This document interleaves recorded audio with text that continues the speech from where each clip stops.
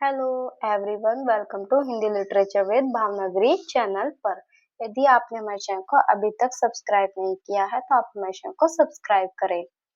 आज पढ़ेंगे हम राही। छोटी सी कहानी है, बहुत ही अच्छी है, एकदम अच्छा संदेश देती है। हमें ये कहानी सच्ची देशभक्ति से जोड़ती है। तो चलिए देखते हैं, पढ़ते हैं। जैसा कि आप इमेज में भी देख सकते हैं, राही सॉरी राही है। और ये क्या है? ये राही होती है जो अनाज की चोरी करती है। इसे फिर जेल में, अनाज की चोरी के अपराध में इसे जेल में किया जाता है। किसने लिखी थी? ये सुभद्रा कुमारी चौहान ने। क्या है इस कहानी का संदेश? मतलब क्या है ये? भूख से छटपटाती हुई स्त्री ने अनाज की चोरी की, जिस कारण सजा हुई और फिर जेल। तो इस कहानी के मैंने इम्पोर्टेंट पॉइंट नोट डाउन करे हैं, उन्हें वन बाय वन देखते चलते हैं। जैसे महत्वपूर्ण जानकारी क्या है? सुभद्रा कुमारी चौहान नारी के रूप में, एक मिनट इसे और बड़ा कर लूं, बस। सुभद्रा कुमारी चौहान नारी के रूप में ही रहकर साधारण नारी की आकांक्षाओं और भावों को व्यक्त करती है। बहन, माता, पत्नी के साथ साथ एक सच्चे देश सेविका के भाव उन्होंने व्यक्त किए हैं। उनकी कौशल साल में वही अकृत्रिमता, ये शाल नहीं हो, कुछ और है, बताऊंगी भी, और स्पष्टता है उनके जीवन में है। स्पष्टता क्या है उनके जीवन में है? अभी एक मिनट, अभी बताती हूँ, रुक जाओ।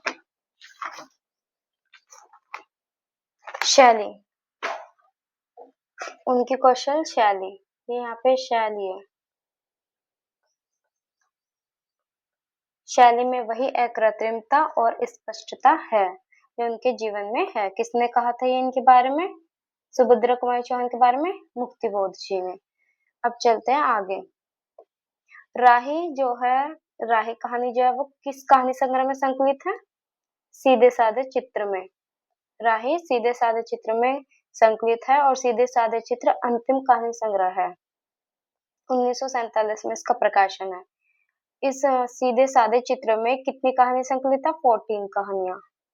अब इन 14 कहानियों को हम वन बाय वन देखते चलते हैं। रूपा, कैलाश नानी, ब्याला, कल्याणी, दो साथी, प्रोफेसर मित्रा, दुराचारी, मंगला, ये मंगला है, कान के बूंदे। आगे हींग वाला, राही, तांगे वाला, गुलाब सिंह और 3 बच्चे। तो ये इसमें 14 कहानियां संकलित है। और ये आपके हमारे जो भी पाठ्यक्रम में लगी हुई कहानियां हैं, उनके जितने भी कहानी संग्रह वो याद होने जरूरी है, क्योंकि क्वेश्चन पूछे जाते हैं। अब चलते हैं हम नेक्स्ट पॉइंट पर। क्या है? सुभद्रा कुमारी चौहान द्वारा रचित राही एक मार्मिक हिंदी कहानी है जो गरीबों और सामाजिक असमानता को उजागर करती है। यानी कि इस कहानी में गरीबी और सामाजिक असमानता को उजागर किया गया है। नेक्स्ट पॉइंट है, यह कहानी अनीता, यानी अनीता कौन थी? एक सत्याग्रह और राही मांगरोली जाति की के बीच में जेल में हुई बातचीत पर आधारित है, जहां राही ने बच्चों की भूख के कारण चोरी की थी। किस कारण चोरी की थी? बच्चों को भूखा देख के उसने चोरी की थी। यानी उसके बच्चों को भूख लग रही थी बहुत जोर की, तो उसने सोचा अब ऐसे तो कहीं मांग नहीं से उसे, क्योंकि मिला नहीं था, तो उसने इस कारण फिर उसे चोरी करनी पड़ती है। यह कहानी सच्ची देशभक्ति को दर्शाने का प्रयास करती है। इस कहानी में सच्ची देशभक्ति गरीबों का कष्ट निवारण करने को ही बताई गई है। इसका प्रतिपाद्य देखते हैं क्या है।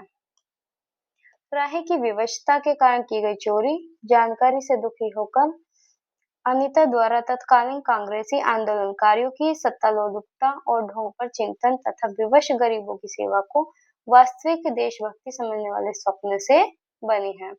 जेल का इसमें परिवेश दिखाया जाएगा। अब चलते अपने पात्र पर।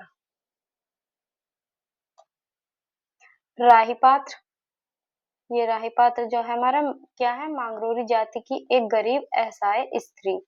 पुलिस वालों द्वारा उसके पति को मार दिया जाता है, यानी उसके पति को भी पुलिस के द्वारा ही मारा जाता है। चोरी के आरोप में जेल जाती है। कौन जाती है? राही। अब चलते हैं गौण पात्र पर।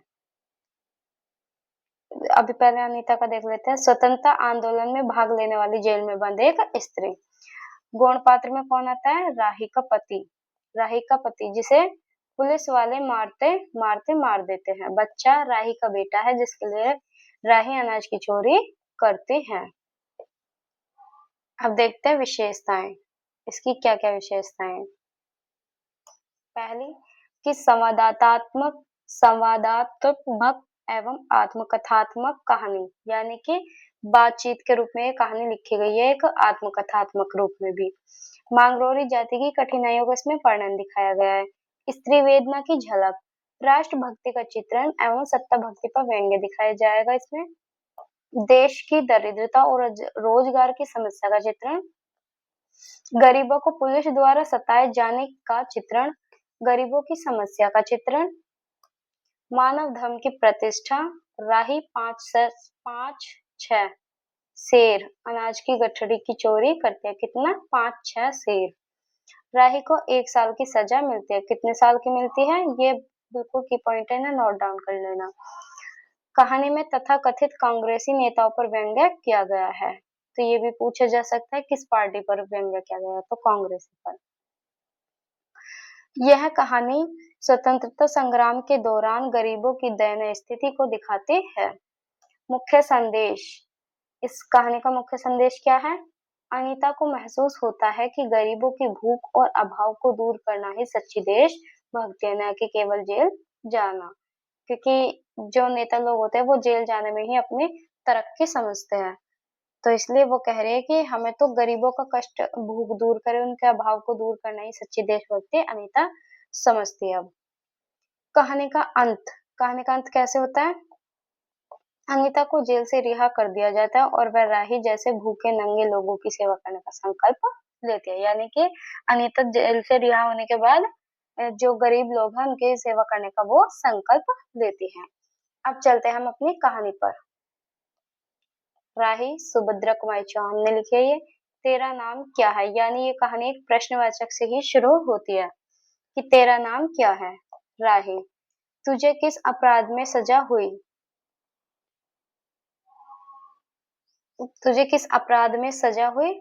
चोरी की थी सरकार। चोरी क्या चुराया था? नाज की गठरी।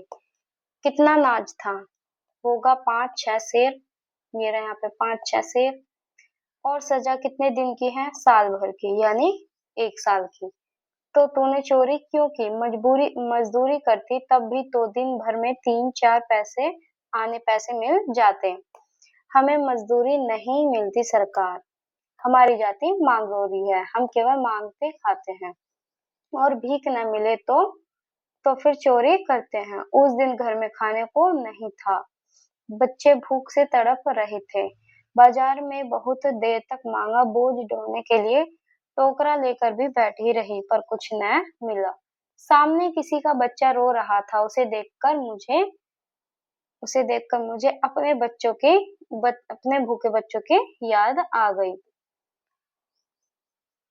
वहीं पर किसी की नाच की गठरी रखी हुई थी, उसे लेकर भागी ही थी कि पुलिस वाले ने पकड़ लिया। अनीता ने एक ठंडी सांस ली। ये ठंडी है, ठंडी सांस ली। बोली, फिर तूने कहा नहीं कि बच्चे भूखे थे इसलिए चोरी की? संभव है इस बात से मजिस्ट्रेट कम सजा देता। हम गरीबों की कोई नहीं सुनता सरकार। कौन कह रही है? राही।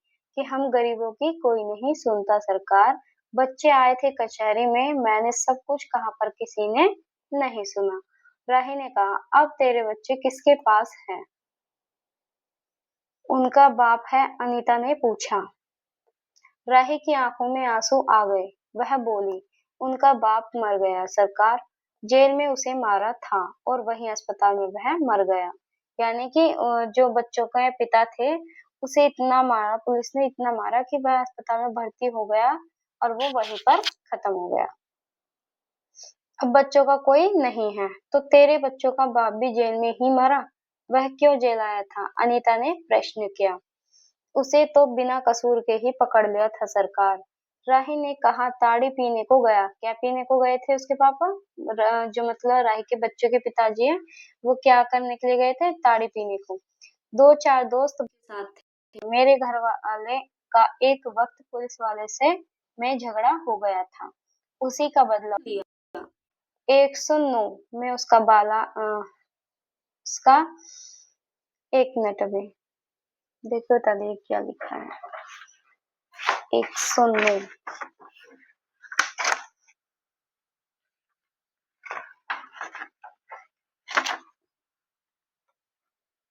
उसका चालान है, ये चालान में प्रिंट हो जाता है, चालान करके साल भर की सजा दिला दी। वहीं वह मर गया। अनीता ने एक दीर्घ निश्वास के साथ कहा, अच्छा जा, अपना काम कर। राही चली गई। अनीता सत्याग्रह करके जेल आई थी। पहले उसे बी क्लास दिया था। पहले कौन सी क्लास दिया था? B class. और फिर घर वालों ने लिखा पढ़ी करके उसे ए क्लास दिलवा दी। अनीता के सामने आज एक प्रश्न था। वह सोच रही थी कि देश की दरिद्रता और इन निरीह गरीबों के कष्टों को दूर करने का कोई उपाय नहीं है। हम सभी परमात्मा की संतान हैं, एक ही देश के निवासी हैं। कम से कम हम सबको खाने पहनने का समान अधिकार है ही। फिर यह क्या बात है कि कुछ लोग तो बहुत आराम से रहते हैं और कुछ लोग पेट कैन के लिए चोरी करते हैं। उसके बाद विचारक की दूरदर्शिता के कारण या सरकारी वकील के चातुर्यपूर्ण जिरह के कारण छोटे छोटे बच्चों की माताएं जेल भेज दी जाती है। जेल भे हो जेल भेज दी जाती है। एक मिनट।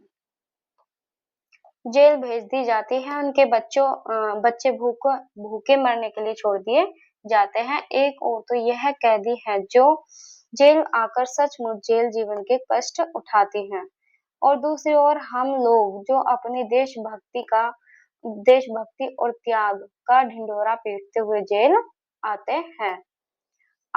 हमें आमतौर से दूसरे कैदियों के मुकाबले में अच्छा भाव मिलता है, फिर भी हमें संतोष नहीं होता है। हम जेल आकर ए और बी क्लास के लिए झगड़ते हैं। जेल आकर ही हम कौन सा बड़ा त्याग कर देते हैं। जेल में हमें कौन सा कष्ट रहता है सिवाय इसके कि हमारे माथे पर नेतृत्व की सील लग जाती है। हम बड़े अभिमान से कहते हैं यह हमारी चौथी जेल यात्रा है, यह हमारी 5वीं जेल यात्रा है, और अपनी जेल यात्रा के किस्से बार बार सुना सुना कर आत्मगौरव अनुभव करते हैं। तात्पर्य तात्पर्य यह है कि हम जितनी बार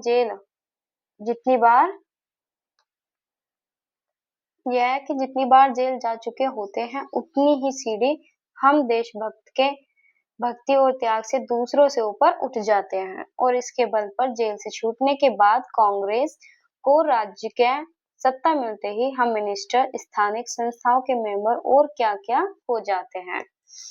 अनीता सोच रही थी कि कल तक जो खद्दर भी पहनते थे, बात बात पर कांग्रेस का मजाक उड़ाते थे, कांग्रेस के हाथों में थोड़ी शक्ति आते ही वे कांग्रेस के भक्त बन गए, खद्दर पहनने लगे, यहाँ तक कि जेल में भी दिखाई पड़ने लगे। वास्तव में यह देशभक्ति है या सत्ता भक्ति? अनीता के विचारों का तांता लगा हुआ था। वह दार्शनिक हो रही थी। उसे अनुभव हुआ जैसे कोई भीतर ही भीतर उसे काट रहा हो। अनीता की विचारावली अनीता को ही खाए जा रही थी। उसे बार बार यह लग रहा था कि उसकी देशभक्ति सच्ची देशभक्ति नहीं वरन मजाक है। उसे आत्मग्लानि हुई, साथ ही साथ आत्मानुभूति भी। अनीता की आत्मा बोल उठी, वास्तव में सच्ची देशभक्ति तो इन गरीबों के कष्ट निवारण में है। ये कोई दूसरे नहीं, हमारे ही भारत माता की संतानें है। उन हजारों लाखों भूखे नंगे भाई बहनों की यदि हम कुछ भी सेवा कर सके, थोड़ा भी कह निवारण कर सके, तो सचमुच हमने अपने देश की कुछ सेवा की है। हमारा वास्तविक देश तो देहातों में ही है। किसानों की दुर्दशा से हम सभी थोड़े बहुत परिचित है। किसके? किसानों के। इसमें किसानों का भी थोड़ा बहुत मतलब जिक्र किया जा रहा है। पर इन गरीबों के पास न घर है न द्वार, अशिक्षा और अज्ञान का इतना गहरा पर्दा इनकी आंखों पर है कि होश संभालते ही माता पुत्री को और सास बहू को चोरी की शिक्षा देती हैं। और उनका यह विश्वास है कि चोरी करना और भीख मांगना ही उनका काम है। इससे अच्छा जीवन बिताने की वह कल्पना ही नहीं कर सकते। आज यहाँ डेरा डाल के रहे तो कल दूसरी जगह चोरी की, बचे तो बचे, नहीं तो फिर साल 2 साल के लिए जेल। क्या मानव जीवन का यही लक्ष्य है? लक्ष्य है भी अगवा नहीं। यदि नहीं है तो विचारादर्श की उच्च सतह पर टिके हुए हमारे जन नायकों और युग पुरुषों की हमें क्या आवश्यकता है? इस धर्म दर्शन ज्ञान विज्ञान का कोई अर्थ नहीं होता, पर जीवन का लक्ष्य अवश्य। संसार के मृग मरीचिका में हम लक्ष्य को भूल जाते हैं। सतह के ऊपर तक पहुंच पाने वाली कुछ एक महान आत्माओं को छोड़कर सारा जन समुदाय संसार में अपने को खोया हुआ पाता है। यानी कुछ महान आत्माओं ही ऐसी थी जो दूसरों के बारे में निस्वार्थ भाव से सोचती थी, बाकी पूरा जन समुदाय संसार में अपने में खोया हुआ पाता है, यानी अपना ही अपना सब सोचते हैं। कर्तव्य कर्तव्य का ध्यान उसे ध्यान नहीं, सत्य सत्य की समझ नहीं, अन्यथा मानवता से बढ़कर कोई सा मानव धर्म नहीं है। यानी कि अनिता ने सबसे बड़ा धर्म किसे बनाया? मानव धर्म को। क्वेश्चन पूछा जा सकता है। पतित मानवता को जीवन पतित मानवता को जीवन दान देने की अपेक्षा भी कोई महत्वपूर्ण पुण्य है। राही जैसी भोली भाली किंतु गुमराह आत्माओं के कल्याण की साधना जीवन की साधना होनी चाहिए। सत्याग्रही की यह प्रथम प्रतिज्ञा क्यों न हो? देशभक्ति का यही मापदंड क्यों न बने? अनीता दिन भर इन्हीं विचारों में डूबी रही। शाम को भी वह इसी प्रकार कुछ सोचते सोचते सो गई। रात में उसने सपना देखा कि जेल से छुटकर वह इन्हीं मांगरोली लोगों के गांव में पहुंच गई। यानी वो जब सो गई थी अनीता, तो उसे सपने में क्या दिखा था कि ये जो मांगरोली जाति के लोग हैं इन्हीं के गांव में पहुंच गई। वहां उसने एक छोटा सा आश्रम खोल दिया। उसी आश्रम में एक तरफ छोटे छोटे बच्चे पढ़ते हैं और खूब खिया सूत काटती हैं स्त्रियां होंगी। स्त्रियां सूट, ये स्त्रियां हैं, स्त्रियां सूट काटती होंगी। दूसरी तरफ मर्द कपड़ा बुनते हैं और रुई धुनकते हैं। शाम को रोज उन्हें धार्मिक पुस्तकें पढ़कर सुनाई जाती है। और देश में कहा क्या हो रहा है यह सरल भाषा में समझाया जाता है। वही भीख मांगने और चोरी करने वाले आदर्श ग्रामवासी हो चले। खाने के लिए उन्होंने छोटे छोटे घर बना लिए। राही के अनाथ बच्चों को अनीता अपने साथ रखने लगी। अनीता यही मुख्य स्वप्न देख रही थी। रात में वह देर से सोई थी। सुबह 7 बजे तक उसकी नींद न खुल पाई। अचानक सी बेलर ने आकर उसे जगा दिया और बोली, आप घर जाने के लिए तैयार हो जाइए। आपके पिता बीमार हैं। आप बिना शर्त छोड़े जा रही हैं। अनीता अपने स्वप्न को सच्चाई में परिवर्तित करने की एक मधुर कल्पना ले घर चली गई। यानी कि जो स्वप्न देखा था वो वाकई उसे बदलना चाहती थी, जैसा देखा था वैसे ही करना चाहती थी। तो इसलिए कहा गया कि अनीता अपने स्वप्न को सच्चाई में परिवर्तित करने की एक मधुर कल्पना को लेकर घर चली गई। तो ये हमारी कहानी यहाँ पर समाप्त होती है। अब मैं बता दूं आपको कि अगर आपको यूनिट 7 की ये क्या नाम है, ये क्या हो गया, ये चाहिए कि यूनिट 7 की सभी कहानियां कहाँ से पढ़ेंगे आप। या तो एक काम करें, आप टेलीग्राम चैनल को ज्वाइन कर ले, उस पर आपको सभी पीडीएफ मिल जाएंगी। या फिर आप hindisama.com पर जाइए, उस पर आपको मिल जाएंगे। या फिर आप टेलीग्राम पर जाएंगे तो वहां से पीडीएफ डाउनलोड करें और डाउनलोड करने के बाद उसे आप उसका प्रिंट आउट निकलवा लें। प्रिंट आउट से ज्यादा अच्छा पढ़ा जाए, क्योंकि इतना स्क्रीन देखने से ना ऐसा होता है कि देखते देखते सिर दर्द हो जाता है, नहीं हो पाता है। तो इसलिए प्रिंट आउट अगर आप निकलवा लो एक साथ सभी कहानियों का, इस टाइप से ये जो है ये सारे प्रिंट आउट है कहानी के, तो आप इन्हें निकलवा लें तो आपको जल्दी कहानी पढ़ने में आसानी होगी। और ये आपको सभी कहानी हिंदीसमर.com पे भी मिल जाएगी और टेलीग्राम चैनल पर भी मिल जाएगी। तो ये हमारी यहाँ पर थी, और आपको अगर इन्हीं सभी कहानियों की प्लेलिस्ट, ये देखो ये रही टेलीग्राम पर सारी कहानियां, यहाँ पे सिलेबस भी है, कहानी पीडीएफ भी है, आपको मिल जाएंगी। ये रही कहानी पीडीएफ, सिलेबस पीडीएफ, ये सिलेबस पीडीएफ जो मैंने समझाया था। और आपको जो कहानी की सारी प्लेलिस्ट चाहिए वो ये रही, इस नाम से यूजीसी नेट हिंदी कहानी, ठीक है। इस नाम से आपको हिंदी कहानी की सभी प्लेलिस्ट मिल जाएगी, ठीक है। अब चलते हम मिलते हैं नेक्स्ट वीडियो में, तब तक के लिए बाय टाटा, धन्यवाद।